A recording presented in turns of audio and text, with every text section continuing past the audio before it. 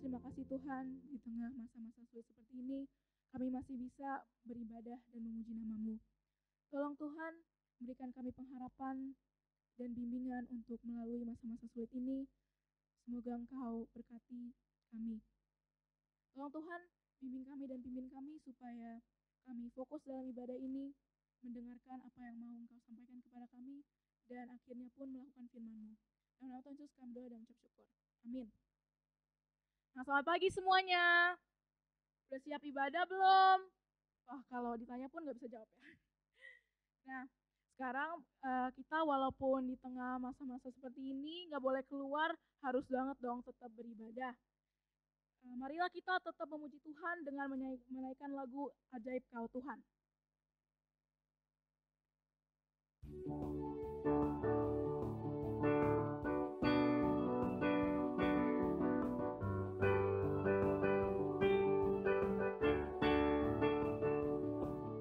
Tak terbayang kebesaran-Mu dan tak terbanding kekuatan-Mu, Tuhan. Kau megah bagiku segenap jiwa dan pengharapan, ku serahkan untuk rencana-Mu, Raja atasku. Hanya Kau yang layak ditinggikan.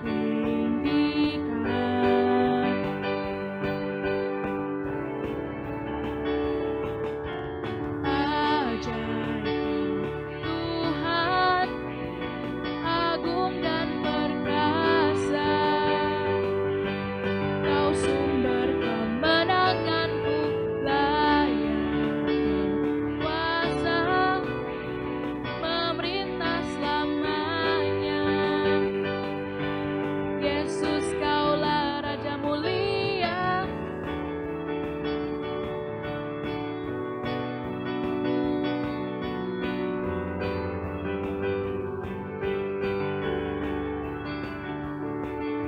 Tak terbayang kebesaran-Mu, tak terbanding kekuatan-Mu, Kau megah bagiku segenap jiwa dan pengharapan, ku serahkan untuk rencana-Mu, Tuhan. Kau Raja atasku. Hanya Kau yang layak ditinggikan.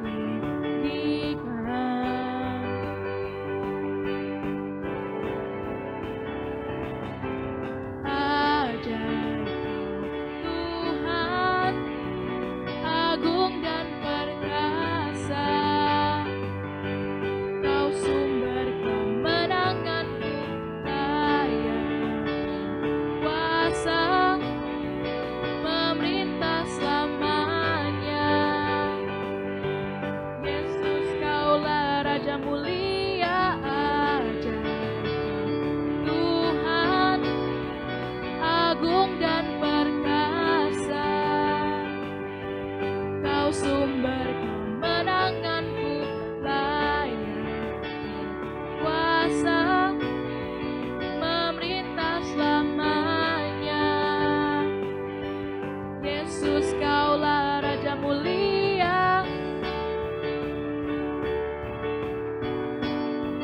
Raja mulia. Raja mulia.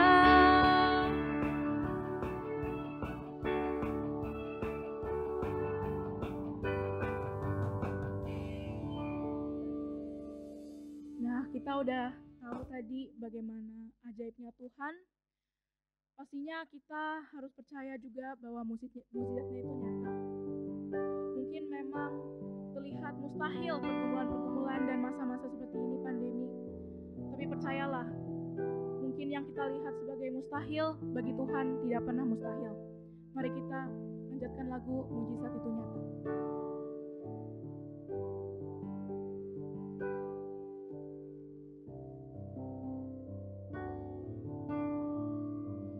Terbatas kuasa-Mu, Tuhan,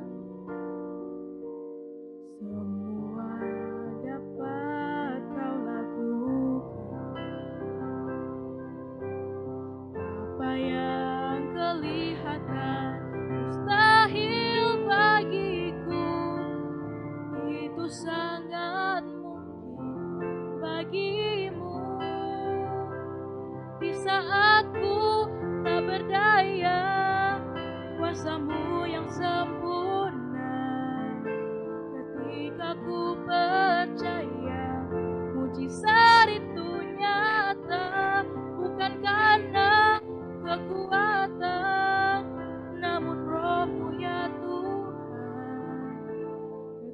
ketika ku berdoa, mujizat itu nyata.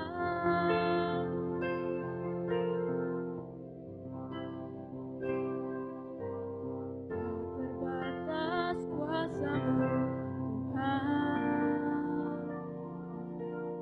Semua dapat Kau lakukan.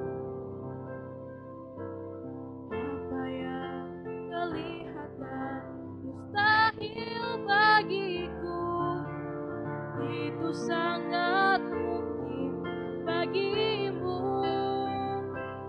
Di saat ku tak berdaya, kuasa-Mu yang sempurna. Aku percaya mujizat itu nyata, bukan karena kekuatan, namun Roh-Mu ya Tuhan. Ketika ku berdoa, mujizat itu nyata. Ketika ku percaya, ketika ku berdoa, ketika ku percaya, mujizat itu nyata. Silakan Ibu Maria Natali untuk doa pengakuan dosa.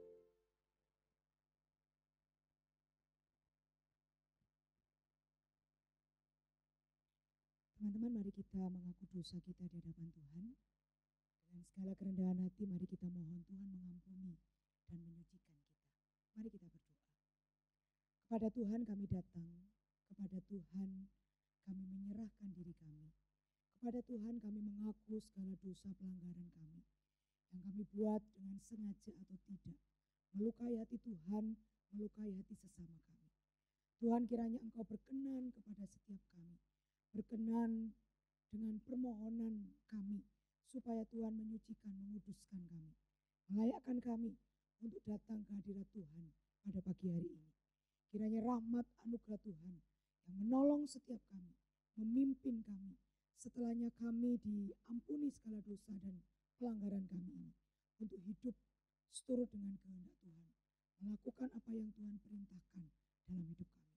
Tolong kami semua Tuhan. Terima kasih untuk anugerah Tuhan yang Tuhan berikan bagi kami. Terima kasih untuk pengampunan yang Tuhan selalu sediakan bagi setiap kami. Terima kasih Bapa di surga. Dalam nama Tuhan Yesus kami berdoa dan bersyukur. Amin. Bagi kamu dan saya yang sudah mengaku dosa di hadapan Tuhan, dengarkanlah firman Tuhan dari Yesaya pasal 1 ayat 18 yang berbunyi demikian. Marilah baiklah kita berperkara firman Tuhan. Sekalipun dosamu merah seperti kirmizi, akan menjadi putih seperti salju. Sekalipun berwarna merah seperti kain kesumba, akan menjadi putih seperti bulu domba. Dengarkanlah petunjuk hidup baru yang akan menolong kita untuk terus hidup seturut dengan kehendak Tuhan, melakukan apa yang Tuhan perintahkan di dalam hidup kita. Dari Filipi pasal 4 ayat yang kelima yang berbunyi demikian. Hendaklah kebaikan hatimu diketahui semua orang. Tuhan sudah dekat. Saya undang semuanya untuk mengambil sikap berdiri. Mari kita akan mengakui iman percaya kita dengan mengucapkan pengakuan iman rasuli yang berbunyi demikian. Aku percaya kepada Allah, Bapa yang Maha Kuasa, Khalid langit dan bumi, dan kepada Yesus Kristus, anaknya yang tunggal Tuhan kita, yang dikandung daripada Roh Kudus, lahir dari anak darah Maria, yang menderita sengsara di bawah pemerintahan Pontius Pilatus, salibkan, mati dan dikuburkan, turun ke dalam kerajaan maut. Pada hari yang ketiga bangkit pula dari antara orang mati, naik ke surga, duduk di sebelah kanan Allah, Bapa yang Maha Kuasa. Dan dari sana ia akan datang untuk menghakimi orang yang hidup dan yang mati. Aku percaya kepada Roh Kudus, gereja yang kudus dan persekutuan orang kudus, ampunan dosa, bangkitan dan hidup yang kekal. Amin. Silakan duduk teman-teman.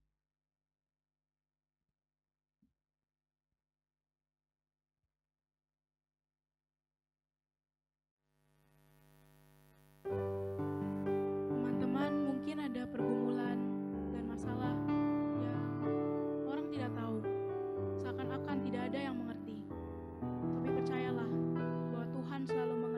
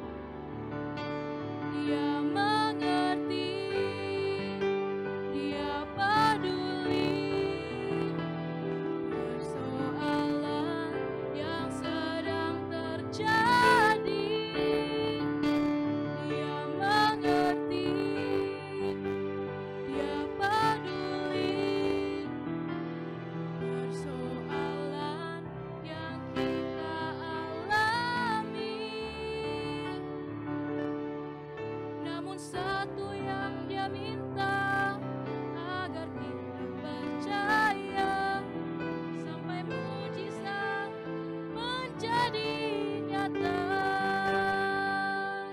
Dipersilakan untuk hamba Tuhan ke depan.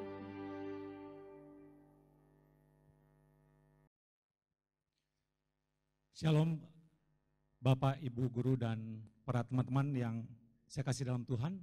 Mari kita bersama-sama kita dalam kesempatan ini, kita siapkan hati untuk belajar bersama-sama, merenungkan bersama-sama firman Tuhan pada saat ini. Saya mengajak kita bersama-sama untuk kita berdoa. Mari kita berdoa.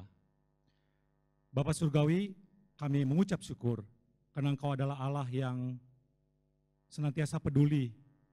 Seperti pujian kami tadi, ya Tuhan, kami aminkan Engkau Allah yang senantiasa memperhatikan setiap momen demi momen yang kami jalani, yang kami lalui hingga saat ini. Dan saat ini ya Tuhan, kami mau bersama-sama, mau belajar dari firman Tuhan. Tuhan yang mau menyertai hamba-Mu dan juga kami akan mendengarkan. Biarlah Roh Kudus-Mu berkarya Tuhan, sehingga kami boleh memahami dan juga kami boleh menjadi pelaku firman Tuhan yang setia. Kami sambut firman-Mu, hanya dalam nama Tuhan Yesus kami mengucap syukur dan berdoa. Amin. Bapak, Ibu, Guru, dan juga teman-teman dikasih oleh Tuhan, mari kita bersama-sama memperhatikan bagian firman Tuhan yang terambil dari kitab Yesaya pasal yang ke-9, ayat yang pertama dan ayat yang kelima. Mari kita memperhatikan bersama-sama dalam Yesaya pasal yang ke-9, ayat yang pertama dan ayat yang kelima, berbunyi demikian. Bangsa yang berjalan di dalam kegelapan telah melihat terang yang besar. Mereka yang diam di negeri kekelaman, atasnya terang telah bersinar. Ayat yang kelima, sebab seorang anak telah lahir untuk kita, seorang putra telah diberikan untuk kita. Lambang pemerintahan ada di atas bahunya, dan namanya disebutkan orang, penasihat ajaib, Allah yang perkasa, Bapa yang kekal, Raja damai. Teman-teman yang saya kasih dalam Tuhan, dalam kesempatan renungan pada saat ini saya akan men-sharingkan sebuah tema yang berjudul A Thrill of Hope. A Thrill of Hope. Kita pasti familiar dengan ungkapan ini karena ini diambil dari satu lagu yang epic di dalam lagu-lagu Natal di sepanjang masa, yaitu Oh Holy Night. Nah, kenapa saya memilih A Thrill of Hope? Menarik sekali bahwa kata thrill itu mengandung makna yang sangat paradoks. Makna yang kelihatannya kontras, tetapi terjadi secara bersamaan di dalamnya. Jadi thrill itu kan sesuatu yang ada sensasi yang menegangkan, yang mendebarkan, tetapi di sisi lain thrill itu juga adalah satu gambaran sensasi yang membawa pada satu kondisi joy, kondisi sukacita, kondisi sesuatu yang melegakan. Dan bukankah gambaran ini, A Thrill of Hope ini dapat terlihat lewat tampilan dari seseorang yang seakan-akan berada di dalam gua. Nah, kondisi kita sebenarnya tidak jauh berbeda. Kita terkurung, terkungkung, dan bisa jadi sedang terhuyung. Kita berada dalam kondisi pandemi pada saat ini, kita tidak bisa leluasa seperti yang sudah-sudah. Kondisi ini sama dengan yang dialami oleh bangsa Israel di Perjanjian Lama dan pada waktu malam ketika Tuhan Yesus akan lahir. Kondisi-kondisi di mana ada kekelaman yang terjadi, kondisi-kondisi di mana ada kegelapan tetapi pada akhirnya muncul dan terbit terang besar, yaitu Yesus, Juru Selamat itu berinkarnasi datang ke dalam dunia. Nah, Bapak, Ibu, dan juga teman-teman yang kasih oleh Tuhan, mari kita bersama-sama melihat sekiranya di dalam masa-masa ini, apa yang sebenarnya kita nantikan gitu ya. Di dalam masa-masa pandemi, di dalam masa-masa yang boleh dikatakan kelam seperti ini.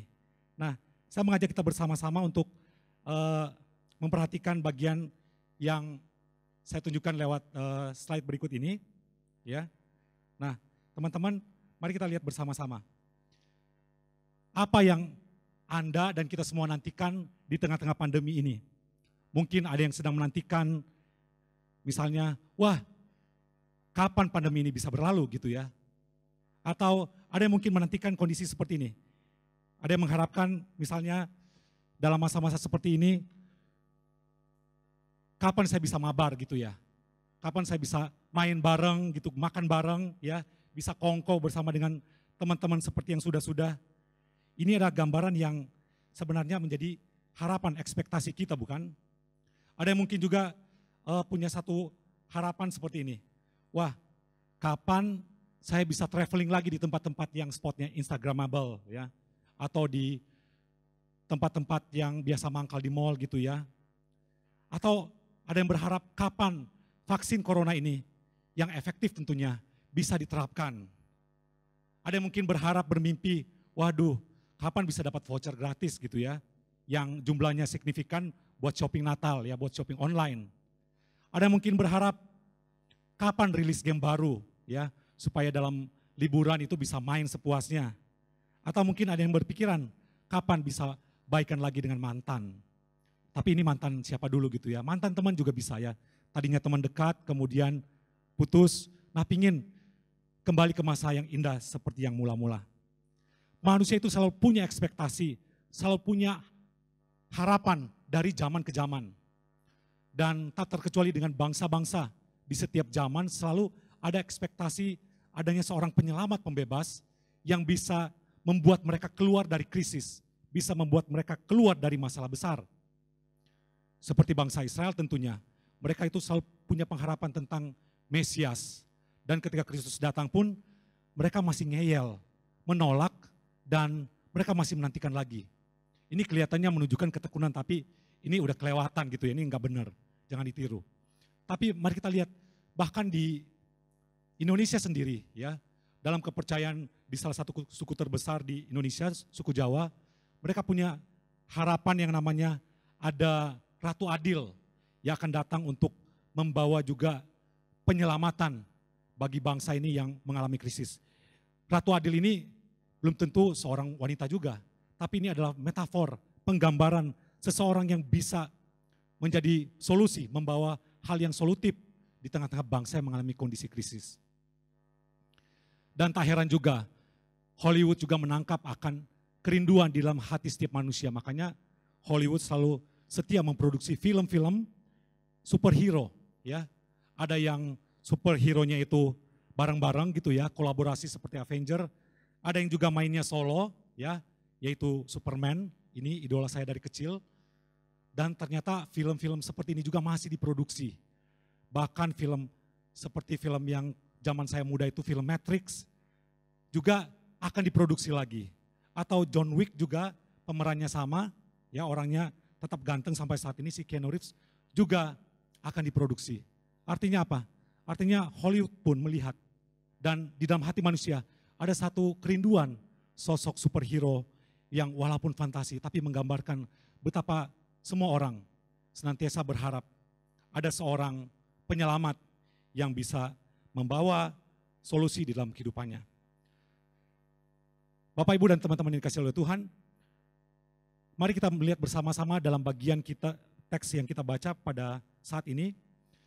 Tuhan memang selalu menghadirkan surprise atau kejutan demi kejutan bagi umatnya. Tak terkecuali dengan dikatakan dalam Yesaya pasal 9 ayat 1, bangsa yang berjalan di dalam kekelaman. Bangsa apa ini yang berjalan dalam kekelaman? Tak lain adalah umat Allah sendiri. Bangsa Israel yang berjalan di dalam kekelaman, di dalam kondisi-kondisi yang suram, yang kelam, yang muram, yang tak berpengharapan. Kenapa?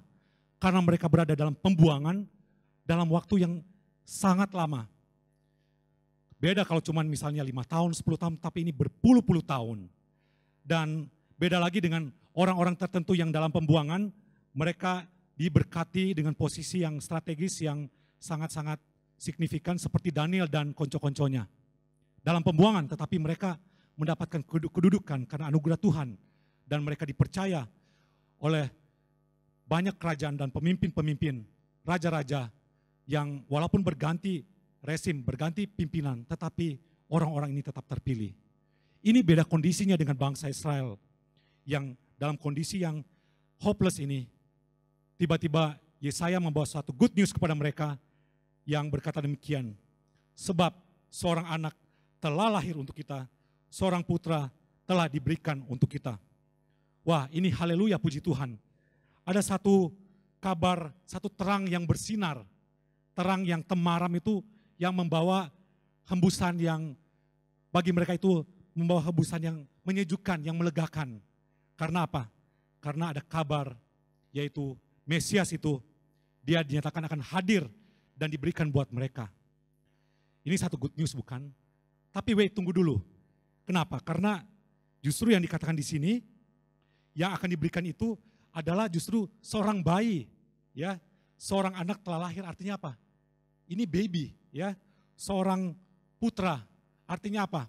Putra pun masih tergolong apa? Bocil, bocah cilik. Wow, loh kok ini yang diberikan?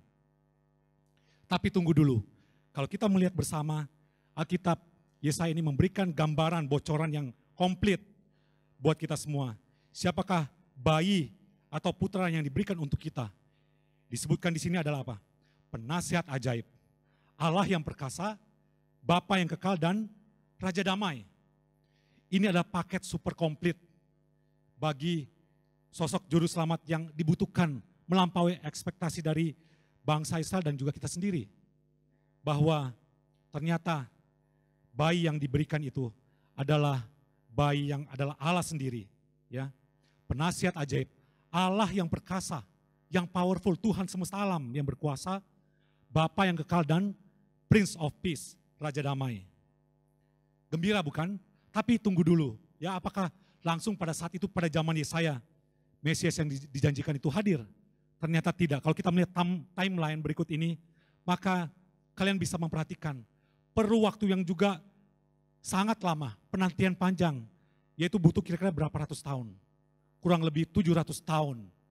Barulah Mesias itu, Yesus itu benar-benar datang di malam di kelahirannya itu, yaitu di kota kecil Bethlehem.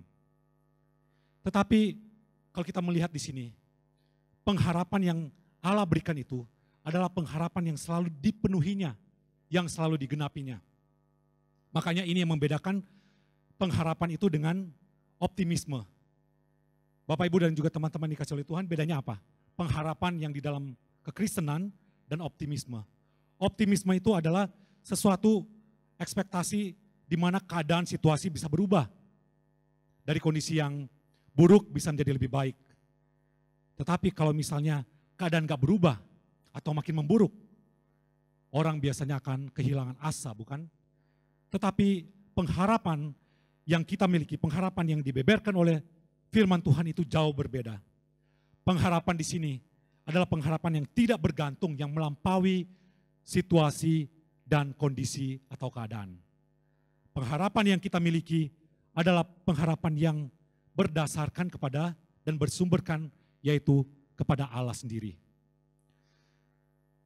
Bapak, Ibu, dan juga teman-teman dikasih oleh Tuhan, saya mau mengajak kita melihat gambaran pengharapan itu dalam konteks Perjanjian Lama. Karena kita membaca teks di sini dalam Perjanjian Lama, di dalam bahasa Ibrani, kata pengharapan yang dipakai itu ada dua kata yang umum yang dipakai, yaitu tikva dan kava. Dan ada kata-kata lain yang juga dipakai di sini, tapi yang saya akan singgung di sini adalah dua kata ini. Tikva dan kava ini adalah kata yang berbicara tentang apa? Menanti, berharap, menantikan sesuatu. Dan menariknya dan uniknya adalah ternyata kata kava dan tikva ini memiliki akar kata yang berarti tali atau berarti attachment, ya. Jadi dalam bahasa Inggris itu rope gitu ya. Hope itu ternyata apa? Berkaitan erat dengan rope. Loh, kenapa tali? Kenapa attachment? Jadi gambarannya adalah apa? Pengharapan itu bicara tentang ibarat seseorang yang berpegangan pada tali dengan kuat. Dan di situ pada waktu dia berpegang ada tarik-menarik yang kuat, ada ketegangan yang muncul seperti thrill tadi. Dan nanti pada satu waktu, pada masanya, maka akan ada rilis. Nah, begitu dilepas, tali itu akan membawa dia kepada ujung yang nantinya akan memberikan kelegaan, memberikan kelepasan. Itulah makna dari pengharapan di dalam Alkitab. Gambaran yang tepat ini kita bisa lihat di dalam Yosua pasal 2. kalau Bapak Ibu dan juga teman-teman memperhatikan, ada seorang perempuan bernama Rahab yang memakai tali. Nah, kata tali di situ yang dipakai adalah tikva, yang artinya apa? Yang artinya juga sebenarnya bermakna hope, bermakna pengharapan.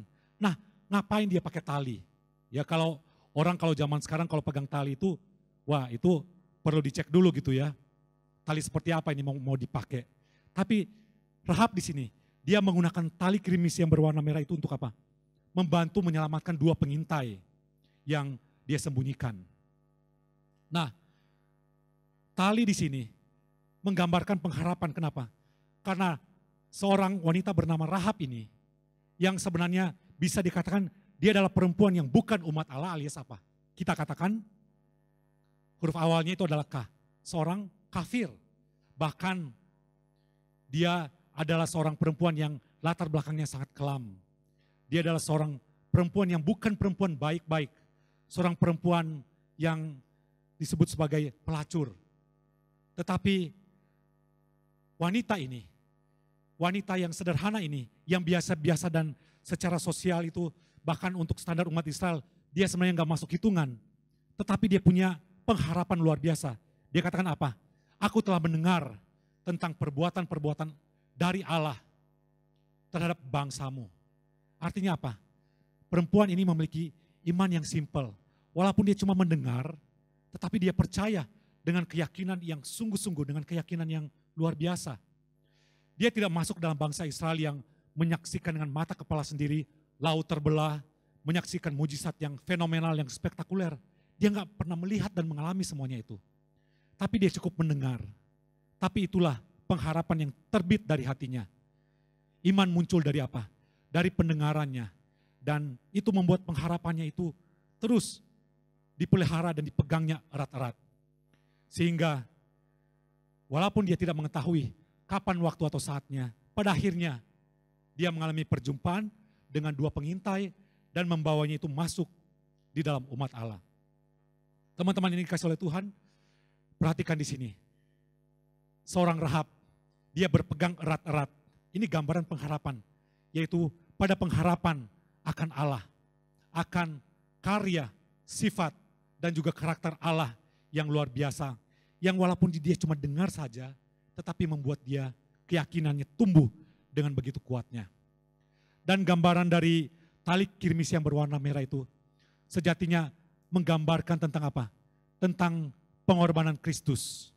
Tali kirmis yang berwarna merah ini menggambarkan akan kasih Kristus yang rela mencurahkan darahnya, menyerahkan nyawanya yang tertumpah untuk kita semua. Jadi walaupun Rahab dia tidak pernah berjumpa secara personal dengan Kristus, tetapi dia bisa mengalami sendiri kasih dari Allah Tritunggal itu yang mengasihi dia yang adalah seorang pendosa besar. Karena itu pengharapan ini selalu menjadi kekuatan bagi setiap kita. Apapun kondisi dan keadaan dalam kehidupan kita saat ini, apapun masa lalu kita, bahkan kondisi yang kelam sekalipun, Allah memberikan pengharapan. Dan Allah tidak hanya menjanjikan tapi dia menunjukkan akan transformasi itu di dalam hati setiap kita. Dan ini adalah kabar baik yang berlaku tidak hanya bagi Rahab, tetapi bagi semua orang yang berharap kepada Kristus. Inilah gambaran dari kondisi Thrill of Hope ini yang memberikan pengharapan bagi semua orang di sepanjang abad, di sepanjang zaman. Dan ini menjadi sukacita bagi kita semua, bukan? Dan memang apa yang dialami oleh Rahab ini ibarat puzzle. Bagian kepingan demi kepingan, tetapi nantinya kita akan melihat bagaimana Allah mewujudkannya melalui kedatangan Kristus pada ribuan tahun berikutnya. Kenapa demikian? Karena kita lihat karya Allah yang luar biasa dalam diri Rahab, yaitu apa? Ketika dia menjadi percaya dan dia masuk menjadi umat Allah, dia menikah dengan seorang pria Israel. Maka Tuhan memakai Rahab ini untuk menjadi bagian dari silsilah dari Mesias, dari Juru Selamat yang dicatat oleh Injil Matius. Bukankah ini adalah satu karya yang indah? Allah merajut puzzle demi puzzle itu, memakai seorang Rahab untuk menjadi bagian dari penggenapan sejarah penebusan untuk kedatangan dari Tuhan Yesus. Dan kita lihat lagi bagaimana di dalam surat Ibrani, Rahab dicatat sebagai sosok pahlawan iman, saksi iman. Itu artinya apa? Rahab tidak hanya menunjukkan iman ketika dia berjumpa dengan kedua orang pengintai, tetapi seumur hidupnya, sampai akhir hidupnya, dia tetap setia, dia tetap percaya kepada Allah Israel. Inilah pengharapan yang senantiasa membawa satu transformasi, perubahan yang tidak hanya temporer sementara, tapi berlangsung seumur hidup sampai kita berjumpa dengan Tuhan kita. Dan digambarkan di sini bahwa Ibrani 6 ayat 19, di dalam surat Ibrani dikatakan pengharapan itu seperti apa? Seperti jangkar. Pengharapan itu adalah sauh yang kuat dan aman bagi jiwa kita yang telah dilabuhkan sampai ke belakang tabir. Artinya apa? Pengharapan itu adalah ibarat jangkar yang tertancap begitu dalam, dan kalau kapal itu menggunakan jangkar, dia tidak akan tergoncang, terombang-ambing, walau oleh ombak besar sekalipun. Bapak, Ibu, dan teman-teman yang dikasihi oleh Tuhan, tahukah Anda bahwa sebenarnya simbol dari kekristenan mula-mula di abad awal-awal itu, abad awal-awal kekristenan, abad pertama, kedua, ketiga, itu bukanlah salib, tetapi apa? Tetapi jangkar. Dan jangkar ini melambangkan pengharapan mereka. Dan kita tahu pula bahwa di abad awal-awal itu kekristenan, orang Kristen dianiaya, memang ada perkembangan pesat, tetapi muncul juga penganiayaan yang gak kalah pesatnya juga, yang gak kalah masifnya kepada orang Kristen. Tetapi iman mereka tetap kuat, walaupun dipersekusi, dianiaya, tetapi mereka menuliskan, menggambarkan, melukiskan jangkar itu di tempat-tempat mereka bersembunyi, di tempat-tempat di mana mereka terkurung. Mereka tetap memegang jangkar itu, yaitu pengharapan yang kuat, walaupun mereka harus menghadapi siksaan, tantangan yang begitu berat dan besar sekalipun, tapi iman mereka tetap kokoh. Bukankah gambaran iman seperti ini yang harus kita miliki? Kita melekatkan diri kita kepada Kristus. Jadi seperti tali kita berpegang erat dan seperti jangkar yang tertancap. Itu sejatinya pengharapan yang kita harus lekatkan kepada Allah.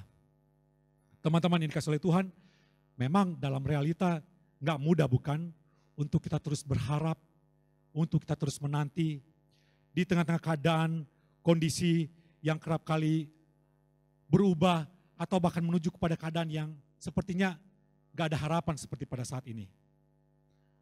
Nah, gimana reaksi dari Bapak, Ibu, dan teman-teman kalau kita menanti, kalau kita menunggu sesuatu atau seseorang?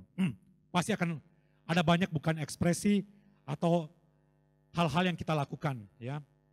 Misalnya pada saat ini, kalau kita misalnya shopping online, kalau kita misalnya order online, nah kalau kita misalnya pesan secara ekspres, secara instan, kita berharap apa? Berharap pesanan itu bisa tiba sesuai dengan ekspektasi, bukan? Karena misalnya kita butuh banget, nah kita pasti akan apa? Memantau. Dan kalau di zaman sekarang, zaman yang penuh dengan teknologi digital ini, kita bisa men-track atau melacak secara online. Jadi pada waktu diproses, maka kita bisa secara real time, kita bisa mengecek sudah di pick up belum, atau sudah lagi on the way belum. Nah ini sesuatu yang membuat pengharapan kita itu jadi apa? Bertambah. Oh ini kayaknya udah gak lama lagi ya.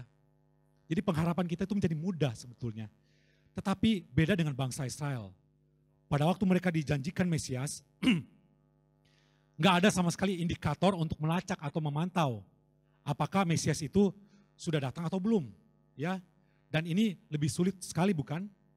Gak ada indikator di langit misalnya, oke, wahai bangsa Israel, Mesias yang kalian nantikan, yang kalian minta itu sedang diproses, ya, atau sedang on the way. Gak ada sama sekali bocoran, ya, indikator untuk menunjukkan, oh ini Mesiasnya sudah dekat nih ya.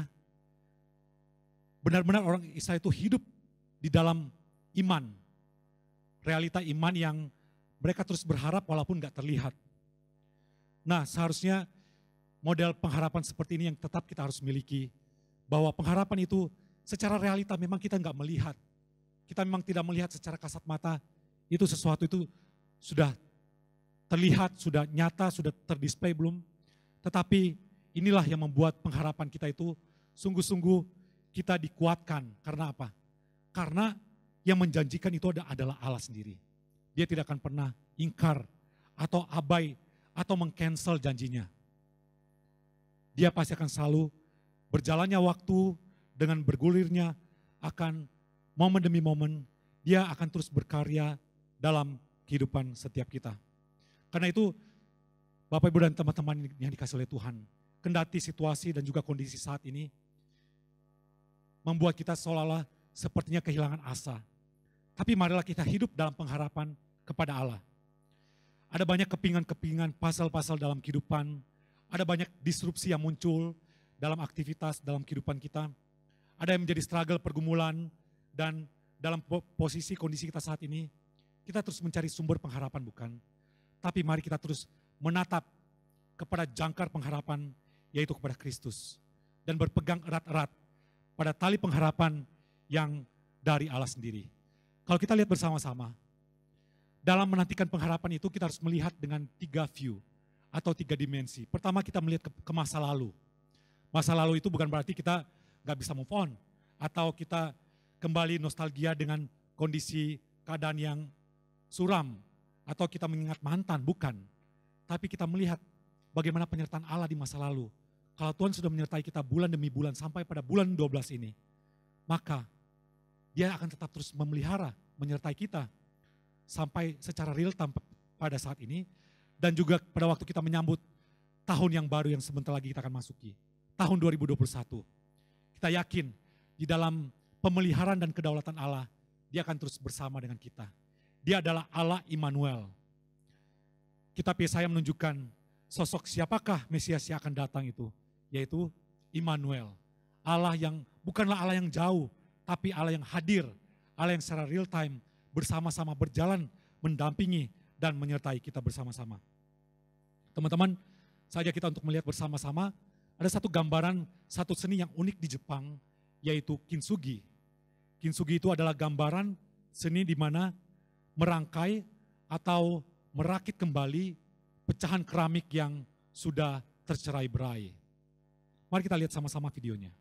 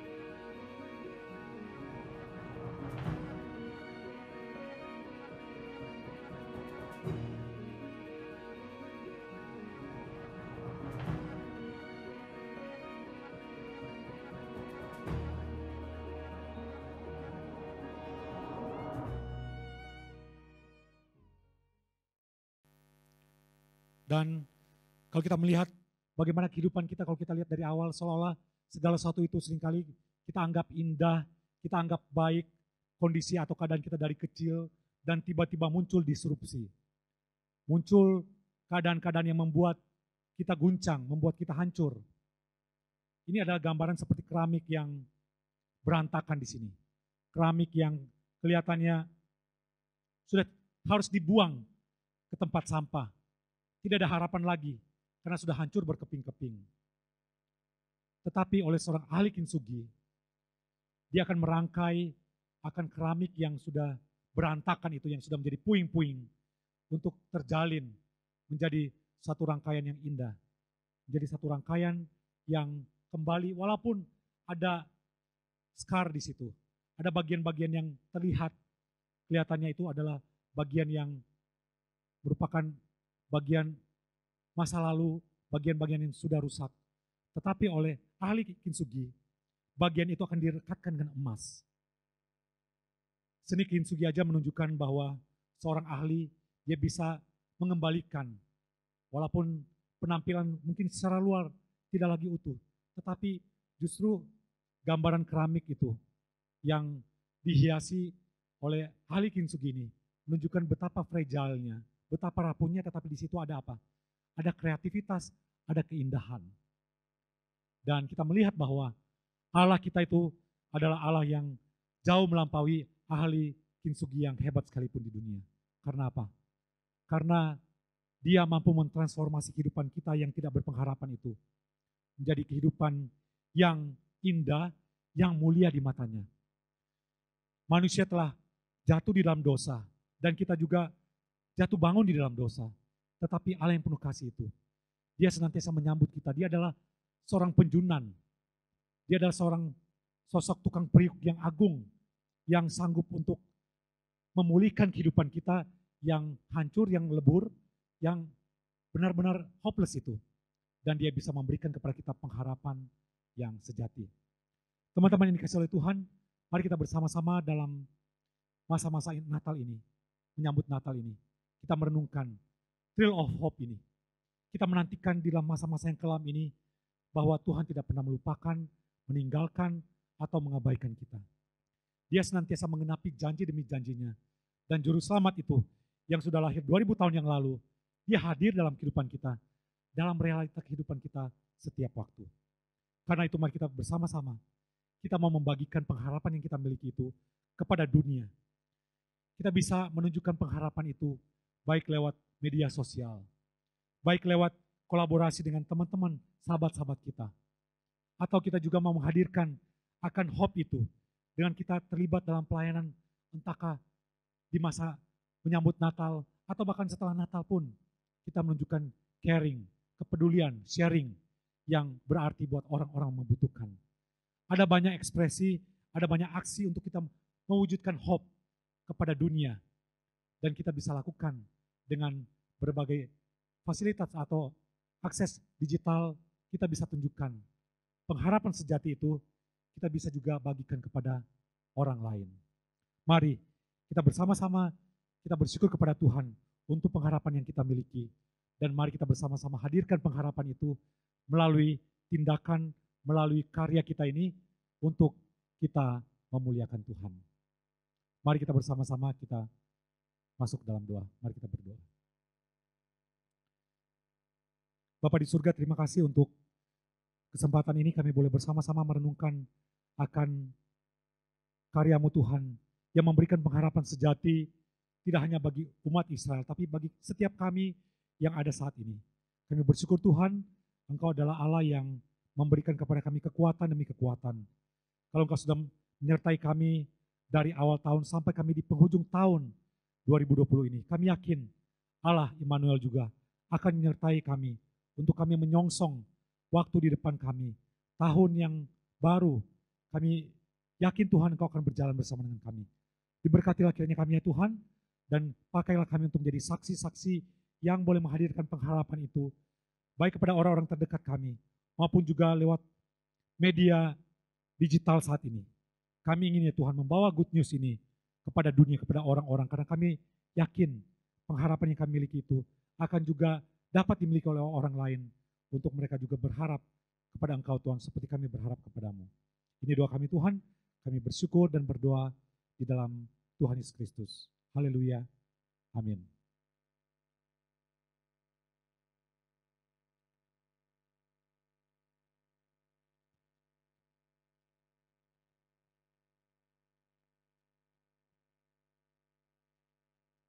Bapak Ibu dan teman-teman, mari kita akan mengakhiri seluruh rangkaian ibadah kita pada pagi hari ini. Saya undang semuanya untuk mengambil sikap berdiri dari tempat kita masing-masing. Mari kita menerima berkat dari Tuhan. Tuhan memberkati engkau dan melindungi engkau. Tuhan menyinari engkau dengan wajah-Nya dan memberi engkau kasih karunia. Tuhan menghadapkan wajah-Nya kepadamu dan memberi engkau damai sejahtera. Mulai hari ini sampai Maranatha, Tuhan Yesus datang yang kedua kali. Amin. Silakan duduk, silakan mengambil waktu teduh. Ibadah kita selesai. Tuhan Yesus memberkati.